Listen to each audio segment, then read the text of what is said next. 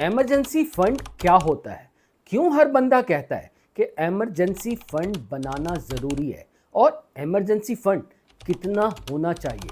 और सबसे important, emergency fund को रखना कहाँ चाहिए? मेरा नाम इमरान है और मैंने ये फिनंशियल लिटरेसी की सीरीज स्टार्ट की है।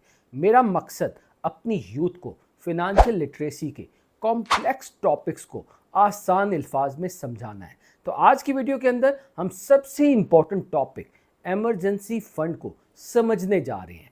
आज की वीडियो बहुत ही इंपॉर्टेंट है क्योंकि अगर आपने इस इमरजेंसी फंड को समझ लिया तो आपका फ्यूचर टेंशन फ्री हो सकता है। तो सबसे पहले हम समझते हैं कि ये इमरजेंसी फंड होता क्या है। इमरजेंसी फंड से मुराद ऐसा फंड या ऐसा पैसा जो आपको इमरजेंसी की हालत में ज़रूरत होता है। इसको आप जो है वो बैकअप फंड कह सकते हैं, जो सिर्फ उस वक्त आप यूज़ कर सकते हैं जब खुदा न खास्ता आपको इमरजेंसी हो। खुदा न खास्ता अगर आपकी जॉब चली जाए या घर के अंदर कोई मेडिकल इमरजेंसी हो जाए या गाड़ी का एक्सीडेंट हो जाए या कोई बीमार पड़ जाए या किसी रिलेटिव को ज़रूरत पड़ जाए, तो ये पैसा जो है वो सिर्फ और सिर्फ जो है उस हालत के अंदर यूज़ करना है। ये नहीं कि आपने आईफोन ख़रीदना है या किसी फॉरेन ट्रिप के ऊपर जाना है। ये पैसा सिर्फ इमरजेंसी की सूरत में ही इस्तेमाल किया जा सकता है। जैसे जहाज़ के अंदर आप ट्रैवल कर रहे हो, वहाँ जो पैराशूट होता है वो सिर्फ उस वक्त इस्तेमाल होता है जब खुदा न खास्ता इमरजेंसी हो। तो आपने इस पैसे को सिर्फ उस वक्त निकालना है जब आपके पास इमरजेंसी हो। ये पैसा बुनियादी तौर पर आपकी गाड़ी के स्पेयर व्हील की तरह है जो उस वक्त यूज़ होता है जब आपको इमरजेंसी होती है। तो इसका ऑब्जेक्टिव जो है वो आपको जहनी टेंशन से बचाना है। इमरजेंसी फंड जो है वो आपको पीस ऑफ माइंड फ्राहम करता है। खुदा ना खास्ता अगर आपके साथ कोई इमरजेंसी हो जाए तो आपको ये पैसा किसी से उधार ना मांगना पड़े, आपको ये पैसे के लिए परेशान ना होना पड़े। अगर आपके पास ये बैकअप फंड होगा तो आप बगैर किसी परेशानी के उस परेशानी से निकल सकते हैं। तो ये इमरजेंसी फंड जो है वो आपको जहनी सुकून देता है। तो इसलिए अगर आप इमरजेंसी फंड बना लेते हैं तो आप जो है वो अपने फ्यूचर में टेंशन फ्री रह सकते हैं। सबसे इंपॉर्टेंट सवाल जो अक्सर पूछा जाता है, ये इमरजेंसी फंड कितना होना चाहिए? इमरजेंसी फंड के सिंपल से 2 रूल है। अगर तो आप बैचलर हैं तब आपका इमरजेंसी फंड आपके खर्चों के 3 से 6 महीने का होना चाहिए, लेकिन अगर आप मैरिड हैं तो तब आपका इमरजेंसी फंड 6 महीने से 1 साल के खर्चों के बराबर होना चाहिए।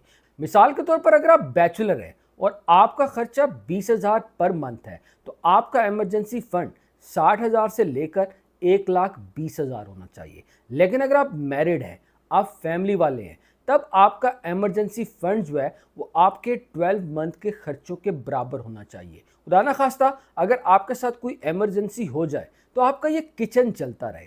आप ये ना हो कि टेंशन के अंदर कोई फ्रस्ट्रेशन वाला डिसीजन ले ले। इमरजेंसी फंड बुनियादी तौर पर आपको एक कुशन फराहम करता है। आप फ्रस्ट्रेशन के अंदर, स्ट्रेस में कोई गलत डिसीजन नहीं करते। बहुत सारे लोग इसलिए गलत डिसीजन करते हैं, खुदा ना खास्ता अगर उनकी जॉब चली जाती है तो वो फ़ौरन जो है वो कोई भी ऑफ़र होती है उसको कबूल कर लेते हैं और उसके अंदर फिर फंस के रह जाते हैं। लेकिन अगर आपके पास 6 महीने का या 1 साल का बैकअप प्लान होता है तो आप जो है वो आराम से डिसीजन ले सकते हैं। आप उस डिसीजन में जल्दी नहीं करते। तो इसलिए इमरजेंसी फ़ंड होना बहुत ज़्यादा ज़रूरी है। अगर आपके पास 1 साल का इमरजेंसी फ़ंड होगा तो आप अपनी जॉब को भी अच्छे तरीके से कर सकेंगे। तो यकीन दिलाता हूँ, जिस दिन आपके पास इमरजेंसी फ़ंड होगा उस दिन आपकी जॉब का स्टाइल चेंज हो जाएगा, क्योंकि आपको पता होगा खुदा न खास्ता अगर कोई इमरजेंसी हो भी जाती है या जॉब चली भी जाती है तो आप 6 महीने तक या 1 साल तक सर्वाइव कर सकते हैं। तो इसलिए इमरजेंसी फंड बनाना जो है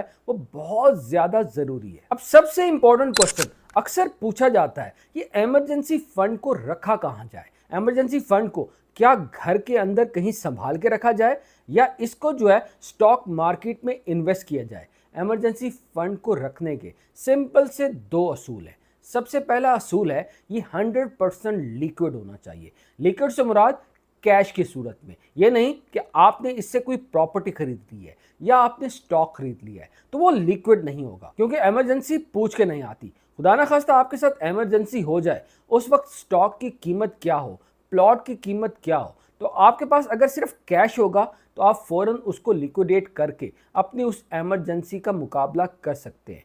दूसरा इमरजेंसी फंड को रखने का रूल ये है, ये 100% रिस्क से फ्री होना चाहिए। ये नहीं कि आप कोई रिस्की डिसीजन ले लें, आप कोई हाई वॉलेटाइल स्टॉक ले लें, या आप जो है वो किसी ऐसे फंड के अंदर इन्वेस्ट कर दें जो रिस्की हो। आपने इमरजेंसी फंड को किसी भी ऐसी जगह के ऊपर इन्वेस्ट नहीं करना जहां रिस्क हो। तो इसके दो असूल याद रखते हैं, एक तो ये हमेशा कैश में होना चाहिए, और दूसरा जो है ये 100% जो है वो रिस्क फ्री होना चाहिए। अब सवाल ये पैदा होता है, क्या आपको इमरजेंसी फंड के इन पैसों को एफडी कराना चाहिए? बिल्कुल नहीं। अगर आप एफडी कराते हैं, फिक्स डिपॉजिट कराते हैं, तो उसको तोड़ने के भी कुछ पेनल्टी होती है। तो इसलिए आपको हरगिज जो है वो फिक्स डिपॉजिट नहीं कराना। मैं आपको सजेस्ट करूंगा कि आप इमरजेंसी फंड को हाई इंटरेस्ट सेविंग अकाउंट्स में रख सकते हैं, जिससे आपके पैसे पे इंटरेस्ट मिलता रहे और आप उस इंटरेस्ट से जो है वो आपका पैसा थोड़ा सा ग्रो होता रहे। या अगर आप थोड़ा बहुत म्यूचुअल फंड को समझते हैं तो आप जो है वो हाई इंटरेस्ट म्यूचुअल फंड के अंदर भी इन्वेस्ट कर सकते हैं। लेकिन याद रखिएगा, अगर आप म्यूचुअल फंड को नहीं समझते तो आपको हरगिज ऐसी चीज़ में इन्वेस्ट नहीं करना जिस चीज़ को आप नहीं समझते। इसलिए आपने सिर्फ ये दो रूल याद रखने हैं, आपका पैसा हमेशा कैश में होना चाहिए और ऐसी जगह के ऊपर होना चाहिए जहां यह 100% रिस्क फ्री हो। अब सवाल ये पैदा होता है कि अगर आपने अभी तक इमरजेंसी फंड नहीं बनाया तो आपको इमरजेंसी फंड कैसे बनाना चाहिए? आपको इमरजेंसी फंड हर सूरत में अभी बनाना चाहिए। यूथ को ये है, आपको फौरन जो है वो इमरजेंसी फंड बनाना शुरू करना चाहिए। चाहे आप अपने करियर के किस भी मंजिल के ऊपर हैं, चाहे आपकी सैलरी जितनी भी है, आप अपनी उस सैलरी का चंद परसेंट जो है वो सबसे पहले इमरजेंसी फंड के लिए मुख्तस करें। आप अपनी इन्वेस्टमेंट्स बाद में कीजिएगा, आप अपने आईफोन बाद में खरीदिएगा, आप अपनी बाइक बाद में खरीदिएगा। ये सारी चीज़ें होना उतनी ज़रूरी नहीं जितना इमरजेंसी फंड होना ज़रूरी है। इमरजेंसी फंड कोई लग्जरी नहीं है, बल्कि ये नेसेसिटी है। इसलिए आपकी चाहे जितनी भी सैलरी है, चाहे आप 500 रुपये से स्टार्ट करें, चाहे आप 1000 से स्टार्ट करें, लेकिन आपको अपनी सैलरी का, आपको अपनी इनकम का चंद पोर्शन जो है वो सबसे पहले इमरजेंसी फंड में बनाना है। आप जब तक इमरजेंसी फंड ना बना लें, आपको किसी इन्वेस्टमेंट को नहीं करना, आपको किसी ऐसी चीज़ को नहीं खरीदना। इसलिए सबसे पहला टारगेट आपका ये होना चाहिए कि आप अपने 6 महीने का बैकअप फंड करेंगे। जिस दिन आप अपने 6 महीने का बैकअप फंड बना लेंगे, यकीन मानिए उस दिन आपका कॉन्फिडेंस डिफरेंट होगा, आपकी जॉब करने का स्टाइल चेंज हो जाएगा, आपको जो पीस ऑफ माइंड मिलेगा उसका अपना ही मजा है। इसलिए मेरा मशवरा तमाम यूथ को यह है, जब तक आप इमरजेंसी फंड ना बना लें, आपने तब तक कोई भी फजूल खर्चे नहीं करने। इसलिए सबसे पहला टारगेट जो है वो किसी भी इन्वेस्टमेंट को